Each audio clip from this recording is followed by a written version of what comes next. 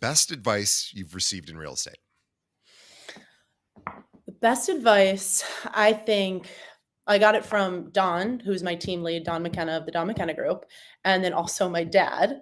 Um, in the beginning, I feel like of this career, you can get really sensitive and caught up when someone in your sphere doesn't work with you as a broker and they, use somebody else for whatever reason, but you just get a knot in your stomach and it's a bad feeling. It feels like you got broken up with kind of.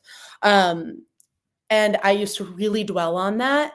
I mean, it hasn't happened a ton, but it's happened a couple of times where I'm like, what the heck? They know I'm in real estate. I've known them for a long time or whatever it is. And Dawn, it's really simple, but she was like, you just can't waste your time thinking about that anymore because that business is gone. Maybe you can recoup it down the line, but just on to the next one, on to the next person that wants to work with you and that appreciates you. And then similarly, when I would complain about it to my dad, he is a self-proclaimed insurance Hall of Famer in sales. So I like to think Don's a huge role model of mine. My dad is, both sales geniuses. And he just reminded me, he's like, there's a plethora of reasons that people have, and you have no idea, and you don't need to waste your time like dwelling on it and thinking about why didn't they work with me. Like focus on what you do have, not on what you don't. Right. And you don't know. Some people just don't like to work with their friends with financial purchases and things like that. I can respect that. I get it. So I think every broker has been through that. Like someone that they think should have worked with them and unfortunately decided to go a different direction. Absolutely. It reminds me of the serenity prayer, like accept the things you cannot change, right? And first of all, everybody knows a realtor, right? So and everyone's got one in their extended family too, right? So even Yeah. if it's your best friend, sometimes it doesn't always you always get chosen. But it was funny. I was thinking about this from a traffic perspective. This is very similar to the advice that you got from your dad and from Don, which was I was driving home recently and I have a very short commute, so I don't really have any room to complain. But I was complaining in my mind. I was stuck in traffic, and I was like, "Come on!" And I was getting really frustrated. And I realized I am making myself miserable, and there's Yeah. literally nothing I can do about this. Like, I have no control over this, and I can choose to be frustrated and unhappy for the next 10 minutes, or I could choose something else. And I was like, what could I do right now that would actually make me happy? And I thought, oh, I could call my parents. I could call a friend. I could call my fiance. I could, listen to a song or a Yeah. podcast. Yeah. And I literally realized in that moment, like, oh, you get to choose. And so it's kind of like that. Like, so something doesn't go our way. And yeah, we pout about it for a moment. And then it's like, now we get to choose. And I Yeah. think getting getting to choose is always something that it's easy to forget. It's like it's more fun to complain, but it's actually much better just choose something else to focus on. And I sat there in traffic and I was like, oh, now all of a sudden I'm happy. Like I'm actually happy. I was literally pounding the steering wheel a moment before, and now I'm like happy. I go, that is so. The brain is a really funny thing. Like it can literally change in a moment as just by changing focus. Okay, Yeah, it is that applicable to other things. It just, I guess the moral of the story is for the real estate version of it, like you just can't take it personally. And it's probably absolutely you didn't do most of the time, you didn't do anything wrong. right. So just move on. Yeah. On. Okay. That's best advice. Worst advice. I was trying to think about this and I don't know if there's like explicit horrible advice that I've gotten from an agent or somebody in the industry, but I've seen things I don't want to replicate, I guess would be a nice way of putting it. When I thought about, I'll back up a little bit. When I started in the industry, my mom was kind of like, you're getting into real estate, you're going to be a realtor, you went to college, you played a Division 1 sport, you were a teacher, you're going to be in real estate where you literally just need your GED. I don't even know if you need that. I don't know. I was like, all right, mom. Yes, I am. And because at least from her life, like realtors were kind of the bored housewife Sure. and didn't really have to work, maybe sold a house or two a year and were maybe like the nosy neighbors and wanted to get in the business. People were getting divorced or whatever. So like she had a really bad taste in her mouth about realtors because of the couple that she had been around just where we grew up. Yeah. And I'm like, Mom, it's way more professional than you think it is. Yes, of course, those people exist. And we as realtors do have to, the good ones have to combat that every day because most of the time people have met realtors like my mom was judging. But I would say it's also, so it's the ones that don't take it very seriously and have it as their side hustle. So actually, I have gotten bad advice when people say, oh, like you don't make money in the beginning. So if you want to do it on the side, if you want to do real estate on the side, that's what you should do to be comfortable. I get that. Not everybody's in a position where they can go without income for, a long period of time. But if you can, like doing it part-time isn't going to get you nowhere. People won't take you seriously. They're going to know that it's not your full-time gig. It's going to be very obvious. And this is actually an impossible career to do part-time if you do it right, because you have to be on your client's schedule. You work way more at the end of the day than your 9 to 5 friend that goes to an office, but your schedule is sporadic. So maybe you're grocery shopping at 10 a.m. or get to do Pilates at 12, but on Saturday and Sunday, you're working all day. So I think that actually might have been the worst advice. Someone did tell me in the beginning, just do it part-time for a little bit, dip your toes in, and then you could see if it's for you. Like, I don't know. I don't want to bash anybody that wants to do that, but I just don't think, I don't, yeah, I don't think that's the right approach. I think you just got to commit fully, at least give yourself a couple of years. And after a couple of years, if it's not for you, then maybe get out of it. But it takes a lot of time. Yeah. Agreed. Actually, that was the worst advice I've gotten.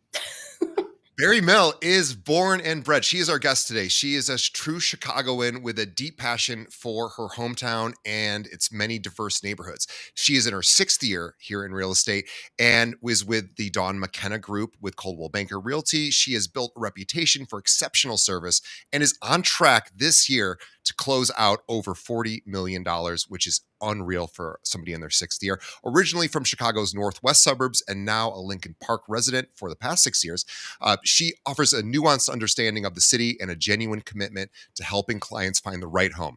Before joining the Dawn McKenna Group, she served as a Teach for America Corps member in the southeast Los Angeles and holds a degree in strategic brand management from Southern Methodist University, where she was a Division I soccer player and a 4-time All-American honoree. Upon joining the Dawn McKenna Group in 2019, she served as chief of staff to Dawn McKenna, gaining invaluable insight and experience from one of the nation's top real estate agents. If you don't know Dawn McKenna, Google her. She is a very big deal.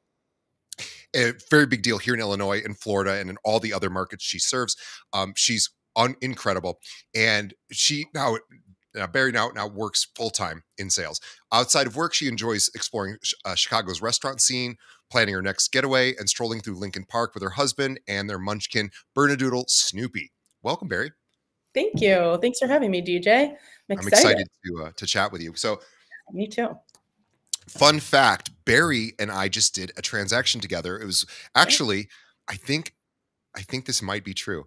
It might have technically been my very first transaction. And the only reason I don't know that is because my boss has usually helped me when I have bought and sold things, even Got though I it. have a license. So Barry was on the other side of a transaction and she was so much fun to work with. And she was so professional and so on, just such a great agent. I said, I have to have you on my show. And I very rarely have local people on. So I am so excited. By the way, follow Barry at her Instagram, which is Bari Ray Mill RAEMILL. We will have a link to that in the show notes. You can follow her on Instagram. Barry, let's we finally get to talk. We didn't actually get to talk in person until just now. No, and I echo the same. You were great to work with, and in such a busy market, like you just made things easy, which is what we're all trying to do for each other. Just made it easy. I don't. It was Drama. such a crazy time for me. I hope I was like, I truly don't know what I'm doing. Please help me. Like, I don't know if I communicated that effectively, but I was like, if she expects me to know a lot of these things, she's going to be sorely upset with me. So No, I knew hopefully, this was not. No offense, this wasn't your full time gig. it is not. No, The selling of but those. I had a lot of great people in my corner helping me, and Yeah. thank goodness for friends. It's really great that I get to work with somebody like yourself. But hopefully, I hopefully treated you with some level of respect. I hope. Oh, you absolutely I was did. so grateful for Yeah, you, yeah, and it really reminded me, or rather, really taught me exactly why agents get paid what they do. because it's so easy just to think about 2.5% times the price of a property and thinking, oh my God, that's so much money. And then realizing that I was stuck at like I was going into chat GPT. I was asking it like, what should I do in this scenario? Like I literally didn't have enough experience to know what to do in certain situations. And thank goodness for people like yourself and people who were, had other experience that were able to give me like a guidance on this. And I was like, oh, that's why they get paid the big bucks. I was like, this makes perfect sense. It made me really, really respect realtors even more than I already do. And of course I do. I work in this industry, but boy, I'm like, oh, they actually earn every penny. And you were great too, because you were somebody, and I want our listeners to really appreciate this. Barry and I we didn't know each other. Yeah. And it's funny enough, we actually live pretty close to each other, but we didn't know each other, and she was so on top of things and so sweet and so nice and so much of what you think about when you think about a cooperative commission. Like you were nothing but cooperative. You were sweet. I mean, I hope I was as well, but You it's like it is really nice. Like I almost feel like we're friends now, even though we were technically on the other side of the aisle. But it was like, oh no, it was fun working with you. You were fun, you were cool, and you were honest and ethical. And I just really appreciate that. And you took it seriously. And there were times, in fact, you were out to dinner one night and I was messaging you, and I, of course, would never want to interrupt somebody's dinner. And I was like, hey, I don't remember what it was, but I said, oh, this or that.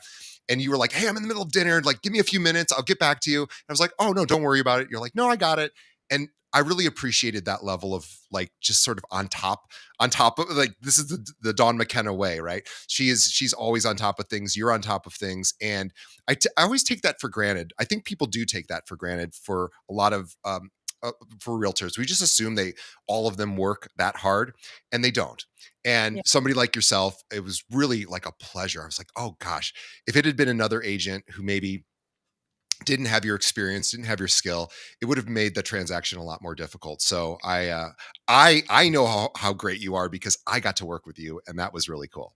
Well, thank you for acknowledging that, and I think it's one of the easiest things to set you apart because this job, it's not rocket science, it's not impossible, but something that other realtors and your clients will always notice is your speed and communication. It doesn't take that much, like you said. And granted, I get it. Some people are better about putting their phone away when they're with others, but it's just when you're in the middle of a deal, or because I think we were negotiating, like it's just part of the game. And you don't need to go step away and take a call. I very rarely do that when I'm with other people. But just like you said, just quickly, hey, I'll get back to you. Okay, got it. Like just quick responses. It's easy to do. It's really easy. And And also it's just playing nice in the sandbox. Like playing yes, nice in the sandbox has gotten me a lot in life. Just being a agreeable person, a nice person. You were a nice person, and I really can't say I can't sing your praises enough because I really was so impressed. I wish you were at our firm. You aren't, and you won't be, and that's okay. But I really so impressed, and I'm so excited to have you on the show. Let's talk about your transition. So you're an athlete, you're a jock, yes. and let's talk about what that sort of looked like in college, because I love college athletes. I mean, Division 1, amazing, but specifically what I love so much about that is you basically have two jobs in college now. Yeah. You have to do twice as much as everybody else, and perform really highly levels for both of those at SMU.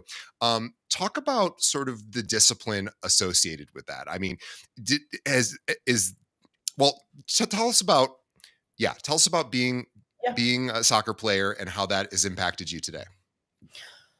I think it started when I was young, and for most athletes that make it to the Division 1 level, usually they start pretty young as well. And I think from the very beginning, you kind of just get FOMO for me like doesn't exist because the amount of things when you're committed to a sport and wanting to play at a higher level that you have to miss socially, Yeah. that stings when you're younger, and even in college it stings when you're like an adult.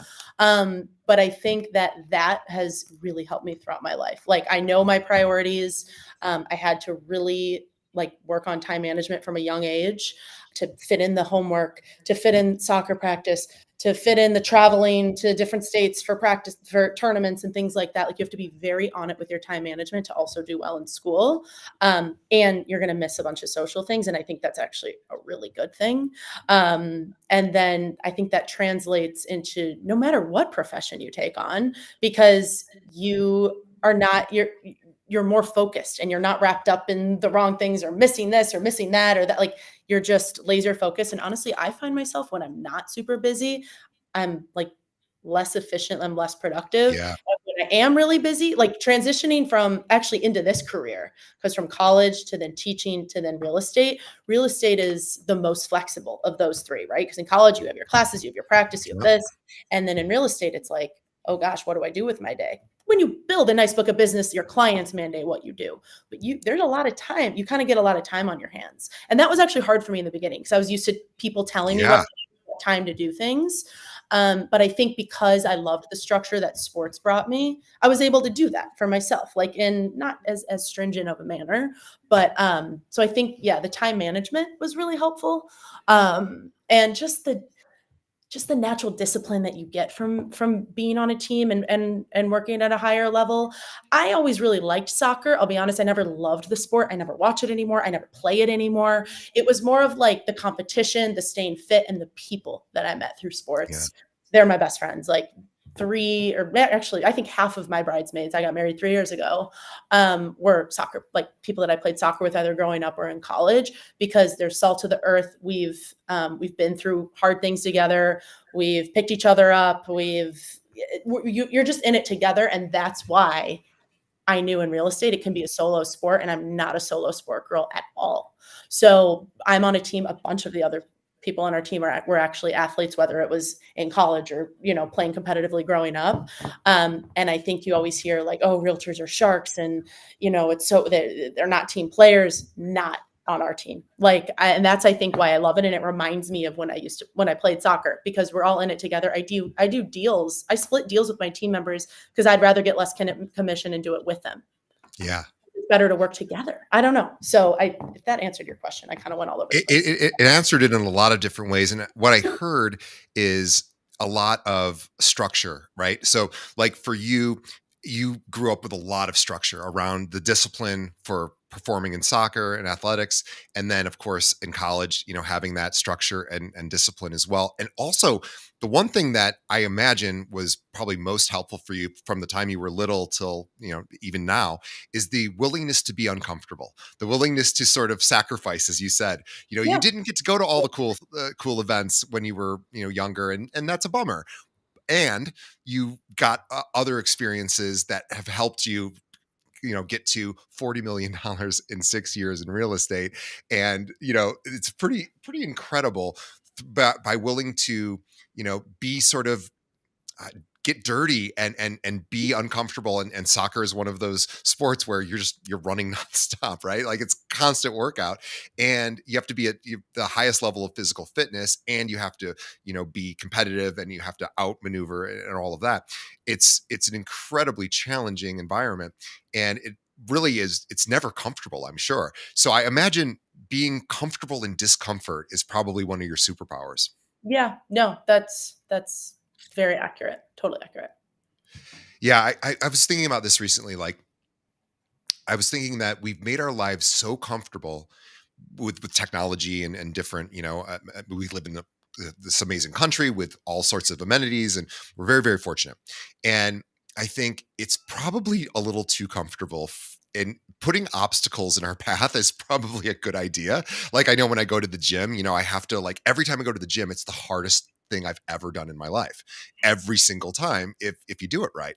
And Yeah. it's like, oh yeah, you have to be willing to put yourself in discomfort, because that's where you temper your sort of yourself. You're able to sort of endure. You're like, oh, and you know this because you're an athlete. And the other thing I wanted to talk about is being coachable. And this is maybe the most important thing. There's discipline, which you have, structure, and then being coachable. Like, how critical is it? Like, you didn't come into this assuming that you could just learn it all yourself. I imagine you've been with Dawn for a while, and others probably. What's the is it how important is coaching for you? I think it's really important, and I think people need to put their ego aside because I think a lot of people come into real estate from other walks of life and other careers, and it's usually not their first career. And so you feel like, you're entitled to know a lot of it. You should know a lot of it, but it's so different than whatever you were doing before. Even if you were in sales before, it's different. You have something new to learn. So I think just putting your ego aside and learning from people that you respect and want to emulate is super important. I came in and I was still pretty young. So even though I still don't like to think I have an ego and I'm 30 now, I was, what is that, 24, 23, something like that when I got into real estate. So I knew nothing about real estate aside from the fact that it was really cool that you could sell pretty homes and make money. So I knew I needed a mentor. And like I said earlier, I love being on a team. So I didn't just want to join one other broker and just be with one other. It's fun to be with a plethora, a bunch of people that you can learn from because everyone has a different style. So what was really cool about being on my team is we have a rock star, Annie Lenski in Lake Forest. She's been in the industry for like, I don't know, maybe 20 years, 15 years. Her mom was in it before her, still is. She owns Lake Forest in the real estate market. She has a very different style than Dawn. They're both incredible agents and had great success, but I was able to learn from two different styles. And this is maybe how Annie would do things. This is how Dawn does things. Lauren Walls does things this way. And I will, like, depending on the situation, I'll pick up the phone and call one of them or maybe two of them and get their advice and be like, ooh, okay, I like what Lauren said about this, I like what Annie said about this. So I love to be coached. And I like to, now I feel like I'm at a point where with some of the younger team members, I like to coach a little bit now because I have some experience under my belt. But I welcome being coached. I love it. I'm not someone that thinks I know it all because I definitely don't. So Let's talk about how you get business, right? Because obviously you're in your sixth year, things are starting to pick up in a very significant way, more than most agents at your level or at your tenure. So let's sure. talk about, what do you think you did differently than other agents to help accelerate your business? Yeah. Well, I think that the 2.5 years that I took being Dawn's assistant, her fancy version of it was chief of staff, was incredibly helpful because it allowed me to be on a salary, learn from the best, and also start to build my book of business where I wasn't feeling a ton of pressure. Because that was like extra income, like people that wanted to work with me in the city while I was still like full-time working for Dawn and helping her clients and helping her business and being on her emails. I had a burner phone. I had a second phone of hers where I was replying to clients, taking her buyers out. Like, she was my focus, but it was really cool that she also let me start to build my business because it wasn't an overwhelming amount, like I mean, I think in my second year I had done like, I think it was like 10 million of my own while also working for Dawn. That's still a Wow. good volume, but like I was able to manage it. And I think that goes back to soccer, right? Like I was able to manage heading out to Hinsdale to help Dawn every day and also my book of business in the city because it was so exciting and invigorating to me. And I knew long term I wanted to be full-time sales. So it was worth the hustle to be learning from the best and also starting to grow my book. And again, I keep going back to the team thing. I had team members that were full-time in the city that would help me with those clients because I couldn't service them alone or that I'd be doing them a disservice. They lived in the city, they were full-time, they helped me. So we're just total collaborators. But I think that was part of it. I was able to like build a book a little more stress-free, I guess, is the best way to put it, without a ton of pressure. And my book of business honestly was mostly, I'm from Chicago, so I think that does give you a leg up. I'm fourth generation Chicagoan. My dad's whole family's from the North Shore, so that was helpful. A lot of them live in the city and the North Shore. They were great at giving me referrals, so my family was integral. My husband, honestly, if he ever listens to this, he'll love that I'll give him a shout out because he always likes to say whenever someone from his sphere like works with me, he's like, that goes on my tree, that goes on my tree. But he has given me a ton of business. He is an awesome network that I've tapped into, and they're really our good friends. But he was investment banker at Goldman Sachs for years. And those guys, I'm telling you, find a niche. And that was my niche, was finance, because it made sense. My husband was in finance and he had a great circle of friends and they make a lot of money at a young age. And I was helping them with rentals, high-end rentals. And then after a couple of years, they were ready to buy. So that I really do, I have to say, I think that really started because then that spiraled. I did a really good job for them. Investment bankers, like you were saying earlier, really appreciate quick responses. Yeah. One of my clients literally said, you're an investment banking level realtor, meaning like they will get harped if they don't reply to an email in like 2 minutes. Like Yeah. 24, get back to you in 24 hours. Like that is not a thing in that world. And I was married to, or I guess dating that, now married to that kind of same thinking. So I did the same and I naturally am like that, but he kind of reinforced that. And those clients really appreciate it because they don't have time. They work crazy hours. They work till 2 in the morning. So it was actually also really good because they buy real estate very quickly because they don't have time to be like, oh, let's see 7,000 places, put in 5 million offers and get a deal. Like, no, they make good money. They want a nice place and they want you to cut the fat for them. They don't have a bunch of time to sift through Redfin and MLS and all of that. So I think finding my niche in that finance world and then just the rest of my sphere was super helpful. So it was very, very referral based. And then I'm lucky enough to have proven myself to Dawn and other team members. So I get a lot of referrals through our team too, from Dawn and other team members and other, like in our Naples office and our New Buffalo office. So that also I benefit from that as Yeah, well. you earned it, right? You earned your spot. And I think that's you've earned everything that you've achieved in life. Like really. And I think through just sheer force, right? So discipline and consistency. Um, Walk us through a normal day for you. And again, days are different, I know, but what would a normal sort of structured day? Because you're doing a ton of production. So tell me what does your day look like? Yeah, I'll try to channel like my spring day because I feel like right now my mind's on December and it's quiet in a great way. And I love the quietness because most of my deals are under contract and almost closing or they've already closed. So it is definitely quiet right now. So my days are pretty awesome currently. But like, let's say a normal, like busier spring day.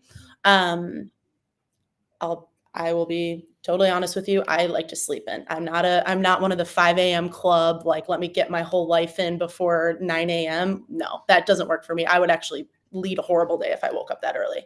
So I probably sleep till like 7, sometimes get out of bed 7:30. Um, Try to go to Equinox and work out. My workouts aren't crazy. People would think like athletes, you go ham with your workouts. I like to walk on incline for like an hour now. And actually, I love to get calls done. I love doing calls on the treadmill with my AirPods in, and it goes so much faster and you're getting a workout in. But if you're, running or lifting, you can't like also get calls done. So I like to multitask in that way, but I enjoy it. Or, I'll also call my mom or brother or catch up with family, but something productive while I'm on the treadmill. Or I'll listen. I do like to listen to podcasts. So whether they're like, just your local news or whatever, just so you're in the know and you can bring up cool, interesting things that aren't just real estate. Like our clients like to know that you're a well-versed, smart human.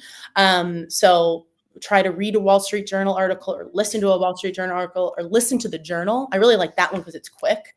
I feel like it's like 10 minutes every morning. And then the Daily is a good one with New York Times. So podcasts, call people, get calls done while walking on the treadmill. Emails, I do emails, text on the treadmill. Also, I have a 1-year-old puppy, so take him out, play with him, whatever. So I would say the bulk of my day, I rarely set appointments before like 10 or 11, honestly. I'll do it. I have no problem with it, but I have a little bit of a slower start. And then likely a handful of showings. Not many days go by without showings. So I would say let's just say 11 to 1 or 2 of showings. And then typically they're at that point on your phone when you are out showing, you have a ton of text and emails to get back to. I do have a transaction coordinator who helps me a lot. So she'll write the offers for me. She'll help me just get everything organized, the earnest money, all of the contract stuff. But I haven't completely relinquished control. So I definitely still will go through all of that. So I would say after showings, you're at 1 o'clock, just kind of catch up on your phone and on your computer.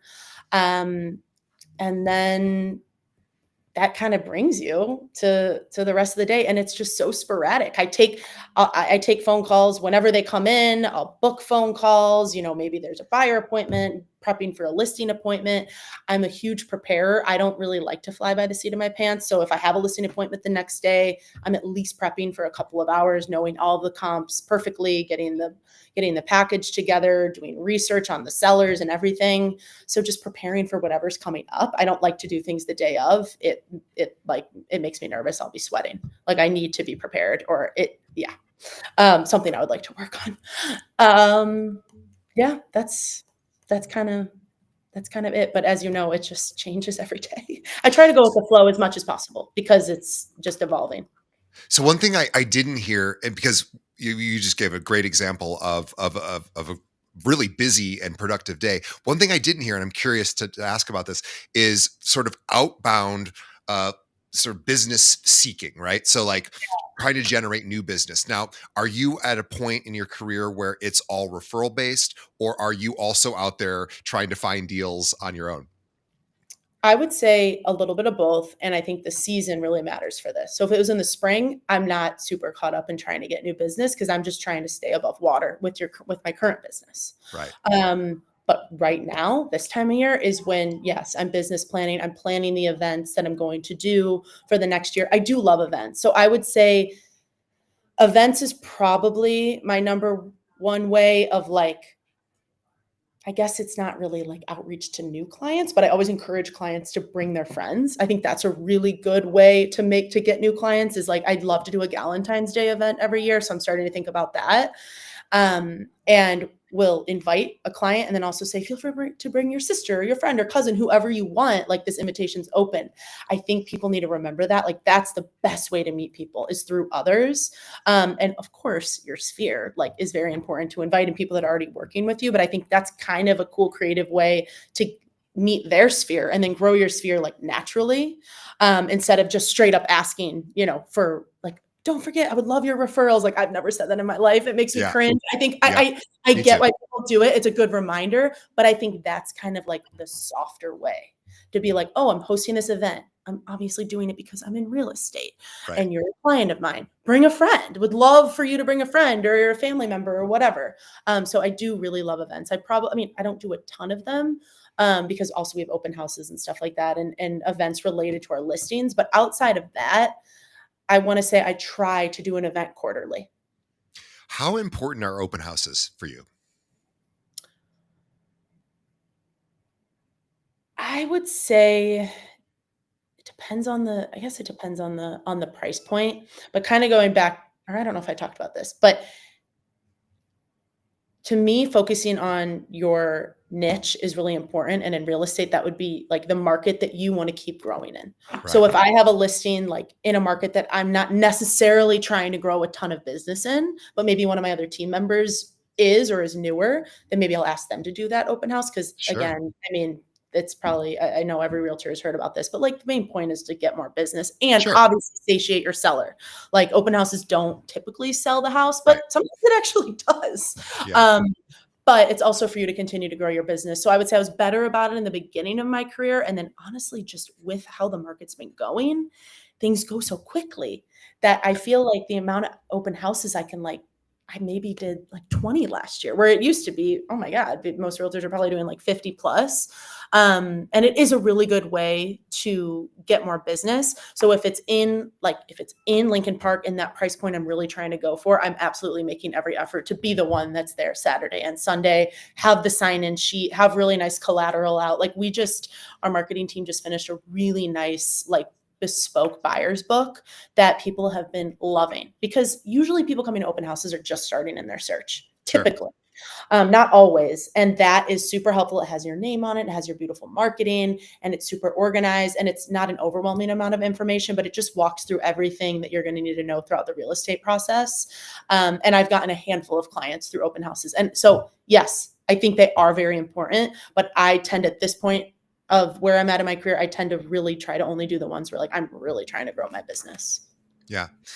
What I want to know what's hard for you. So this is great because I love talking to athletes because you are always aware of, improving. So what in your business isn't perfect right now? What would you say? Just so Uh, that we know you're not a superhero. no, Everyone's got challenges. What's your biggest challenge? CRM, CRM, easy. Tell me about it. Oh gosh. Well, I have a really sloppy one, I'll be honest with you. Like, I haven't updated in months, and it's something that's been on my to-do list with, like, you are like, my husband reminds me, "You're literally not a professional if you don't have CRM. Like, this is a fake business, like, you're just getting lucky." Like, he literally tells me that. He's been telling me that for years, and he's like, "You are missing out on so much business," and he's right. I mean, Yes. it's just one of those things that is not that hard. And if I just set an alarm or a timer to like input clients for 10 minutes a day, 5 minutes a day, something, it's not that hard. So yeah, I might say I'm super disciplined. I'm not disciplined with that. And that is not hard to do. And I know Is that is well that and something that you're committed to sort of figuring out in the this future? year, this year, This I'm this doing is it. this is the year, yeah. This I, is this I is the year. pick something every year for my business, my personal life. I pick, something that I'm gonna give myself a year to solve this problem, right? And, I love Even that better you're too, I like that. Yeah, a year. yeah, give yourself a year, and it's worked really well for me, but I do like the idea of you knew exactly what it was that you were not good at, and you owned it. You didn't make apologies for it, but you're also like, okay, I'm not doing this thing that I should be doing. Totally normal. Like, you can't be good at everything. And you're also not letting yourself off the hook, but you're also not beating yourself up. You're just kind of Yeah, like, okay, I'm not doing this thing right now. I'm going to figure it out. And I think that's such a great mentality to have because we all we all have at any point in our business there's always something that's falling through the cracks, every human being on the planet.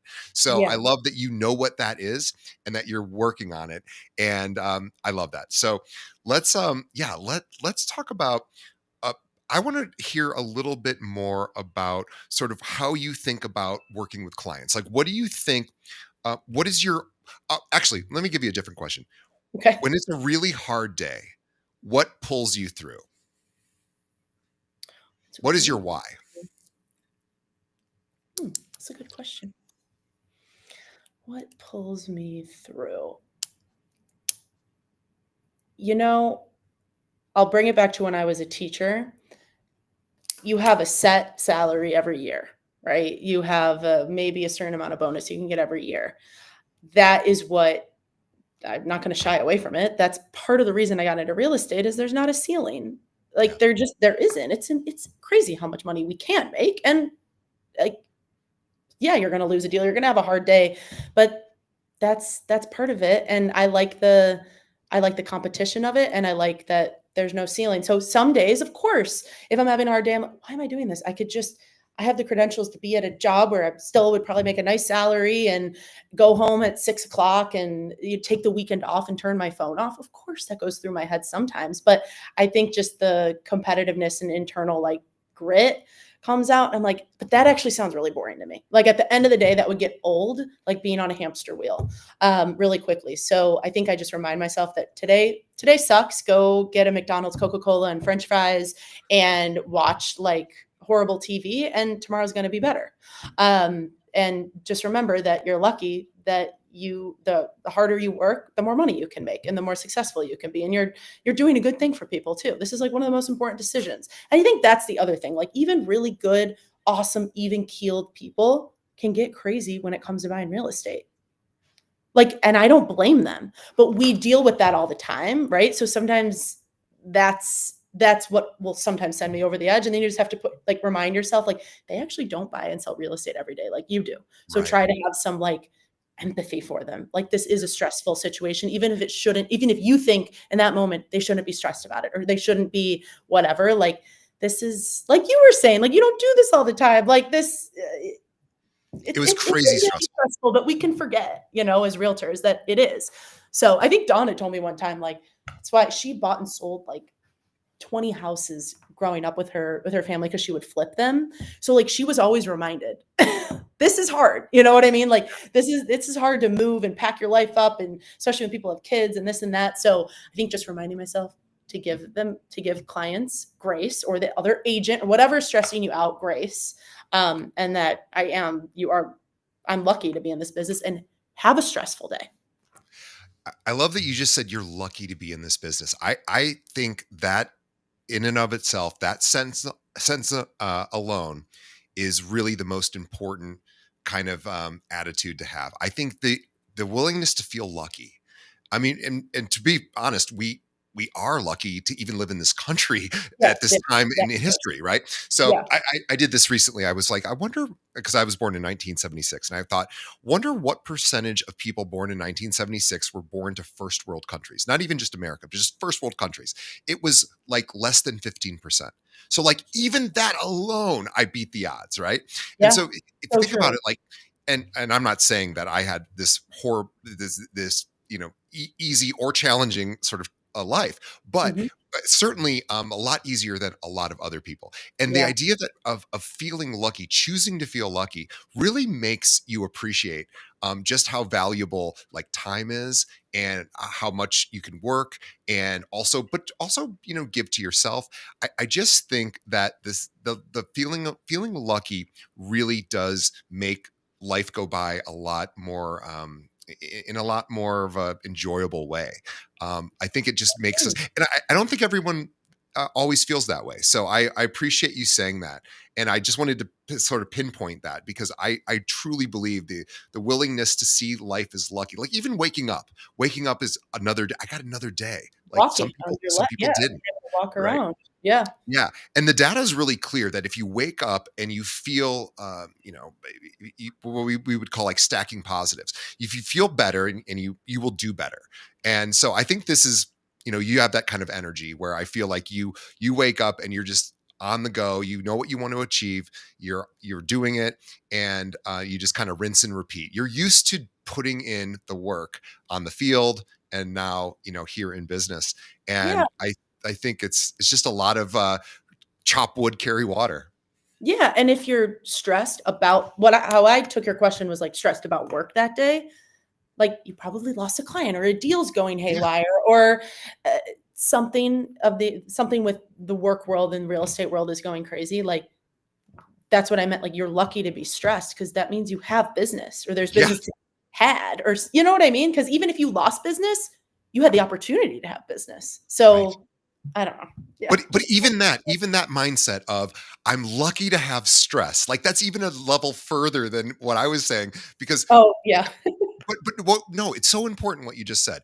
I'm lucky to be stressed, because if I'm stressed, it means I'm busy. If I'm busy, it means I'm working hard, right? Yeah. Like you are literally giving us such great advice. So I encourage everybody to adopt Barry's mindset here. This is she's been this way her whole life, because she's been on teams, she's been coached, she knows about sacrifice and discipline, and also being feeling fortunate, and giving. I think also too, being in a team sport. I think you were talking about this earlier. Sort of contribution, being able to collaborate with others and give to others. I think is also part of kind of who you are. But I think so important for us to feel sort of just good about ourselves, and really helps us through those challenging days when we consider like, oh, I'm lucky, I get to do this, I get to have these problems. These are good problems. They're still Yeah. problems, but they're good problems to have, and they're Yeah. good problems to solve. And there's always a way through a problem. There's always ways through. So I love your mindset, and it's no, it's no accident that you have achieved the level of success you have, because of course you're just taking the same motor that got you to division 1 soccer, and you're applying it to something else. It's really just the same thing. It's consistency, discipline, sacrifice, willingness to do the bloody hard stuff, and then you get results, because of course you do. Yeah. And it's I would rinse, also rinse add and it repeat. the more we're talking about it, like, everyone needs to have a little bit of humility. I think I talked about, like, not having an ego. Like, Yes. and I think I had that from the beginning because when I was 10 years old, I had a coach calling me names that are so canceled now. Like, the Right. amount of things that went down, like, when we were younger, oh my god, it's nuts because people weren't as sensitive. I think everyone needs to adopt the, like, "Don't be so sensitive." It's really easy to. I still will feel bad about things if someone says something that I'm not that but just brush it off, you know? I Well, think people I get think really caught up. the easiest way to do that for oneself, and this is just a suggestion for anyone listening. I've been playing guitar my whole life, and I'm a fairly competent guitar player, mostly like rock and roll kind of stuff. And I said I want to learn classical guitar, which is a totally different thing. It is not in hardly related to playing rock and roll guitar with electric and acoustic. Classical is just a different beast. You even hold the guitar differently. You put it on a different leg. I mean, it's just a totally different experience. And what I will tell you is, it was so humbling. It's like learning a brand new instrument. And I'm doing this right now after 30 years of Mhm. knowing what I'm doing on the guitar. I now literally, it's like fail, fail, fail, fail, fail, fail. Maybe a little modicum of success. I hit two notes correctly. Okay, fail, fail, fail. It's just constant failure, and what that does is it's so humbling. It's so great. It's so grounding. It's like, oh, you have a lot to learn, and that's good for me. It's good to be humbled, just as you were saying. Uh, Yeah. That's which is why I lift really super heavy weights in the gym. It's like it's always humbling. Like it's always like, oh no, I you think Right you're when you're strong? feeling good Try about this. yourself, you try the next the next Yeah. weight. Yeah. Yeah, and that's how we grow. And so I really encourage everybody to have some resistance in your life, have some obstacles that are healthy, healthy obstacles that will enable you to, push that boulder up the hill that you don't want to do, but you should do, because by doing that, you're going to get stronger in whatever way that looks. And Barry, you're giving me just a lot of good reminders for me to stay on the path and continue on. So I appreciate that. On behalf of all of our audience, we thank Barry for her insight today, and her attitude in particular, her mindset, I think is just incredible, and it's infectious. And I imagine it's resonated a lot with our audience. So we appreciate you. On behalf of Barry and myself, we want to thank the audience for sticking around to the end of the show. You are the reason we continue to do this show. Please tell a friend. Think of one other agent that could benefit from hearing this great conversation that we just had. Send them a link over to our podcast, Keeping It Real. We appreciate it. We are everywhere podcasts are served. And also thanks to our sponsors. And we will see everybody on the next episode. Thanks, Barry. Thank you. Thanks, TJ. Thanks everyone for listening.